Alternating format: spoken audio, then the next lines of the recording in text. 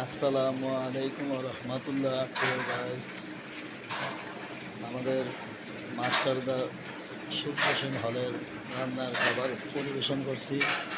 আমি মোহাম্মদ মালেক পাটোয়ারি, ঢাকা বিশ্ববিদ্যালয়, ঢাকা ইউনিভার্সিটি। আমাদের খাবারগুলোর পরিবেশ অনেক সৌন্দর্য। আপনারা আমাদের জন্য দোয়া করবেন। পোলাও, খাসির গোস, রুই মাছ, কাতল মাছ, ইলিশ মাছ, শিং মাছ,